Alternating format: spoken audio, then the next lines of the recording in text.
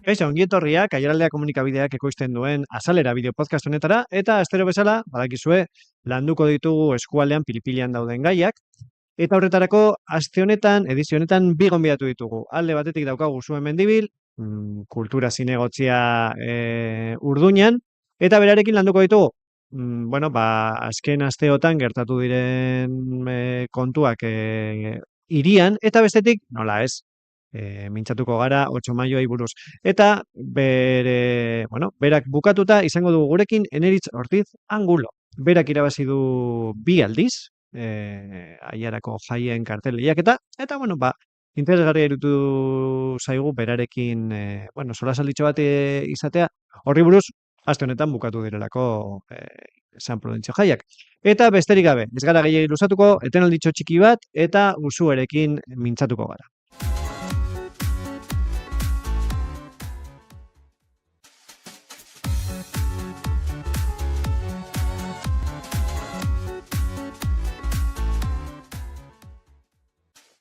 Eta hitz, hemen daukagu Usue, kaixo Usue, zen moduz? Kaixo, egun honitor. Ondo? Bai, ondo. Apur bat korriketa presaka, ez? Bai, azken ukitoekin ja topera.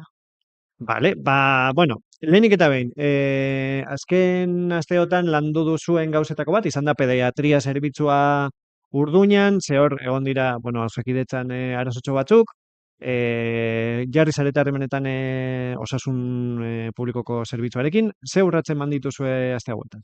Gai hau historikoa da, 30 urte inguru daramatzagu eskaera honekin, badakigu Urduñako familiak familien artean ezinegona sortu dela eta udalak ulertzen du.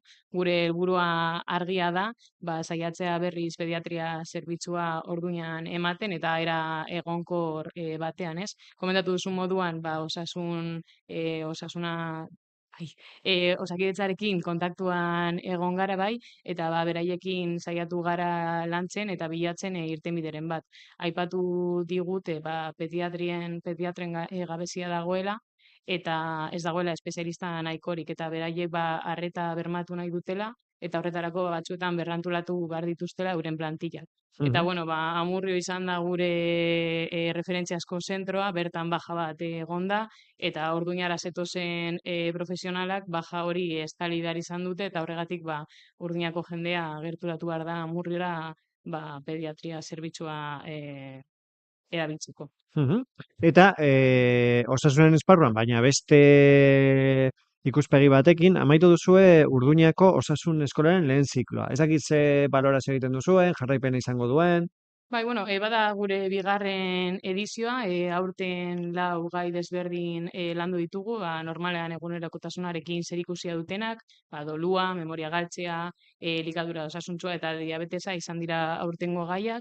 Egia da, gai hauek osasun zentroarekin erabakitzen ditugula, beraiekin koordinazioa eta komunikazioa etengabekoa da, eta nahi duguna da gure hiritarren beharretara adostatzea erabiliko ditugun gaiak, ez? Eta orain duguna da bilera bat egin beharko dugu ikasturte amaieran, baloratuko dugu aurtengo ekimena eta hurrengo urtekoari emango diogu pasoa. Segurazki aurrera eramango dugula ekintza, ze izan duen harrera oso ona izan da eta gutxinakadoa sendotzen, ez? Eta orain, beste esparru bat landuko dugu, proiektu handi bat kokatuko da Urduñan, gainera hirian grabaketa pilo izan dituzue azken urteotan, eta ziurrenik jarraituko duzue izaten. Eta, badaukazue, Bilbao Bizkaia ikusentzunezko haba, bertan, Mariaren Lagundiko ikastetxe zaharrean, eraikiko dela. Izan da jadanik aurkezpen ofiziala, nolabait. Zer dakizue proiektuari buruz, zer nabarmenduko zenuke, ze epe daude, ez dakit ze dakizuen horren inguruan. Proiektua ilusioz hartzen dugu, arrakastatsua izan daiteke Urduñarentzat eta aukera paregabea da. Egia da epeen inguruan gutxi dakigula, Foru Aldundiaren eskuan baitago, baina bueno, suposatzen dugu hurrengo asteetan zehar, informazioa lortuko dugula, ez? Komentatu duzun moduan, ez da hutsetik hasten den proiektu bat, Mariare Lagundian hainbat ikusentzunezko grabazio, filmak eta garatu dira azken 3 urteotan. Eta bueno, nabarmendu nahi dugu ere hiriak dinamika hau ondo hartu duela, batzuetan estra moduan lan egiten dutelako bertan, eta gero hiriarentzat ere aukera paregabea da, jarduera ekonomikoa sorrarazi dezakelako, enplegua sorrarazi dezake, eta bueno, azken batean, mapa kulturalean kokatzeko orduina aukera oso ona da guretzat. Eta beste proiektu bat, gainera, bueno, hau beste esparru batean, beste arlo batean, asko sozialagoa, izan duzue, Ametsgoien emakume migratuen aterpea horren irekira izan duzue, jende pilok parte hartu du, ekarpen oso anitzak egon dira proiektuak aurrera egiteko, zein da udalak egin duena?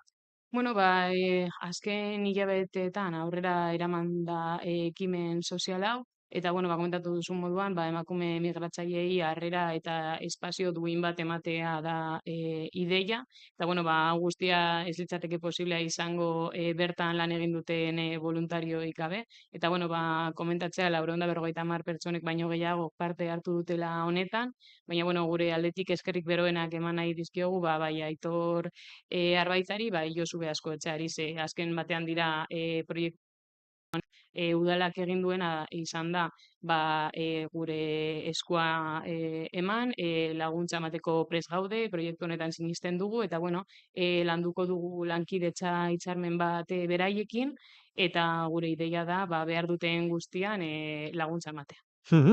Eta hori apur bat etorkizuna da, baina iraganera ere begira egiten duzue, 800. urteurrena egin izango duzue 2029, eta jadanik hasi zarete nolabait motorrak berotzen horretarako, ez? Bueno, hau ez da berria guretzat, 2024tik gaude lanean, bertan logoaren aurkezpena egin genuen, gero aurten Jose Ignacio Salazarren hitzaldi bat eduki dugu, 1984ko bideo baten aurkezpena egin dugu, eta hiriak hunkitu zuen, egia esan da, ez zuen espero halakorik.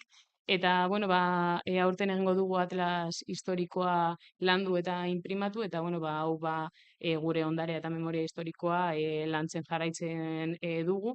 Eta nahi duguna da, ez izatea egun bateko ospakizuna, baizik eta proiektu edo zabalago bat garatzea. Eta hiria heltzen garenean 2029ra, izatea nola harrotasun hori eta prestutasuna.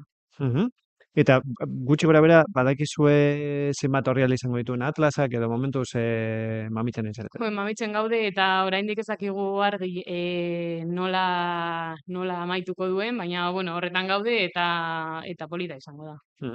Eta hurrengo astean ja, ematen du gezurra, baina ja maiatzaren 7an izango ditugu 8 maioak, orateioka ditugu jadanik.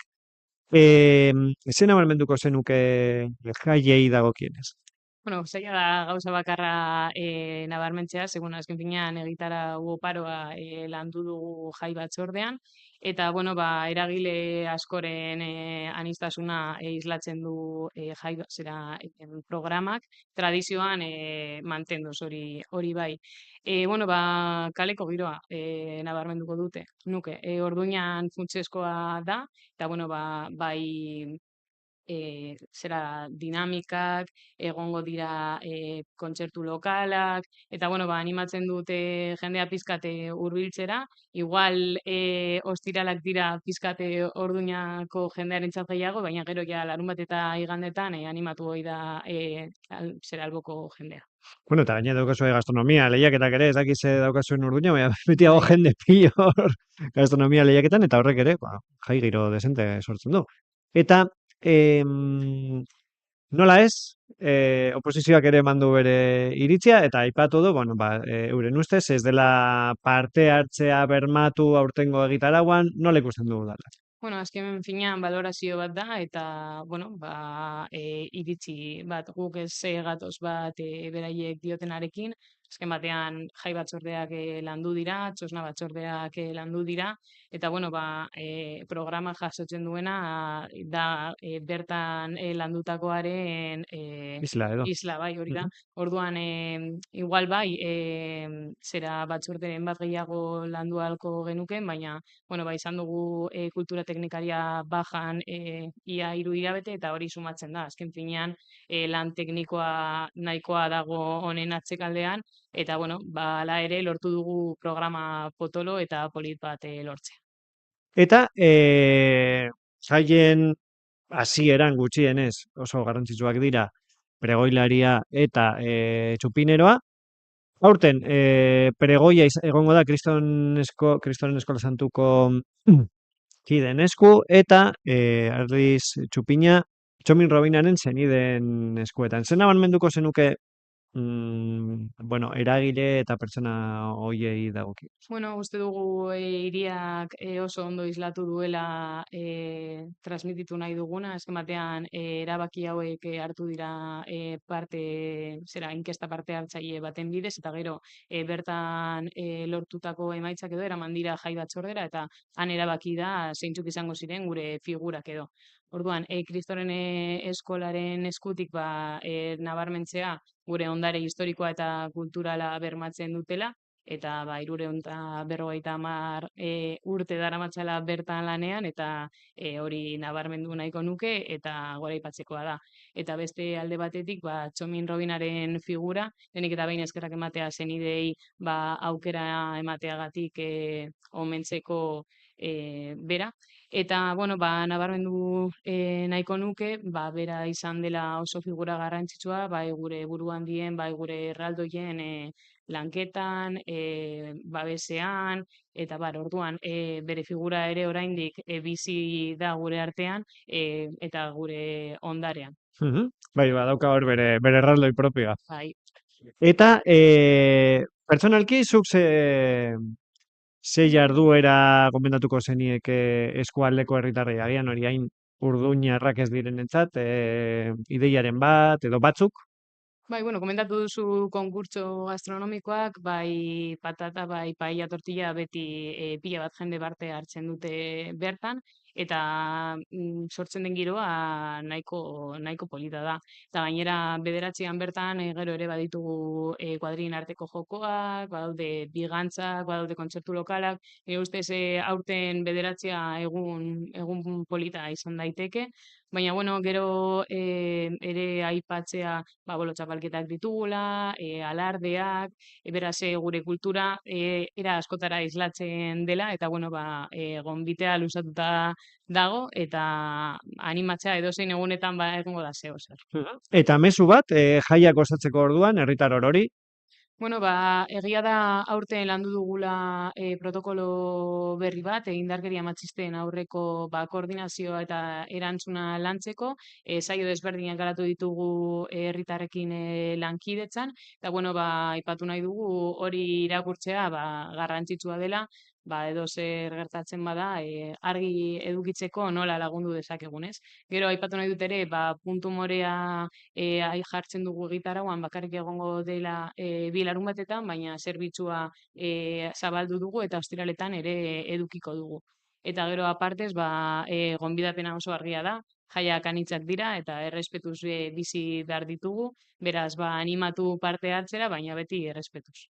Ederto, badakizue, bitartekoak daudela, errespetuzko jai hoiek bermatzeko, mil eskeru zuen, gurekin egoteagatik, tartetxo bat ateratzeagatik udalbatzaren eta lanaren artean, eta are gehiago egun hauetan, jotazu zaudetela jaien prestaketan, eta zurnik jaietan ikusiko dugu elkar, hor bideoak eta argazkiak egiten, eta agian mikroa ere hurbildu behar dizugu, orduan barkamena aurretik. Bueno, ez da zer gertatzen, ja ohitura badaukagu, eta, bueno, eskerrak zuei. Ederto, mil eskeru zue, eta aipatu bezala, jarraian mintzatuko gara Eneritz Ortiz Angulorekin, kartel lehiaketari buruz, kasu honetan, Aiareko jaietan.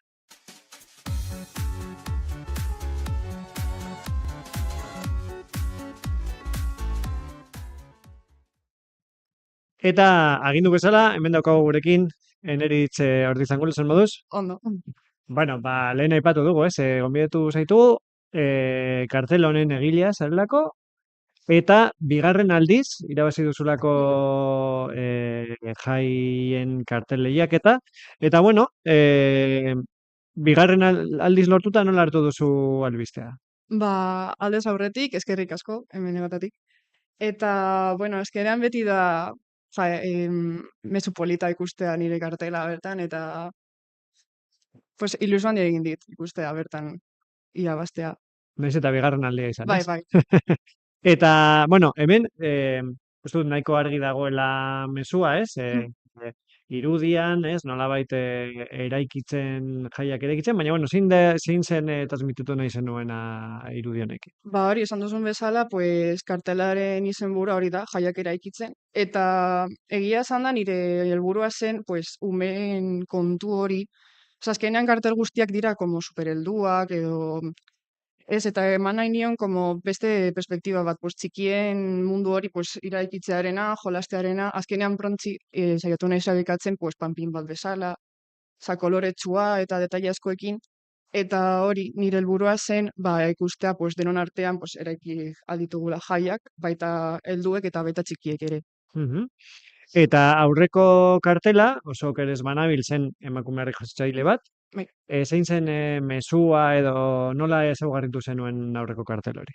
Beti ikusi dut, azkenean, herri kirol horiek, harri jasotzailek, pues, normalean dira gizonak, gizonezko, pues, kirol bat dela.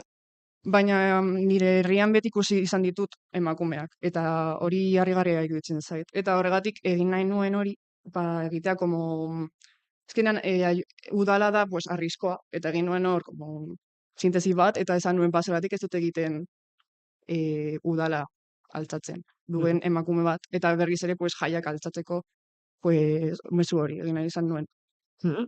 Eta, bueno, aitortu behar dut, ikusi nuenean kartela, hain txukuna, hain araia, Mm. pentsatzen jo, ez da hemen egongo adimen artifiziala, eta, bueno, badakizu, hemen aialean, badauzkagu ere ilustratzaileak, bueno, maketatzaile ilustratzaileak, eta esan zigodaten, ez, duela bi urteko zera, kutsu bera dau. Mm. Orduan, adimen artifiziala edo zertarako erabiltzen den garai hauetan, erabili duzu zerbaiterako kartelan?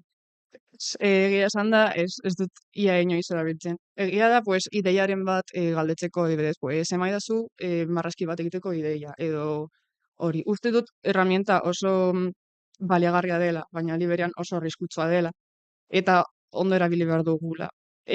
Laguntza eskatzeko eta hori ondo dago, baina gure lana egiteko uste dut baztertu behar dugula, eta hori ukatu behar dugula.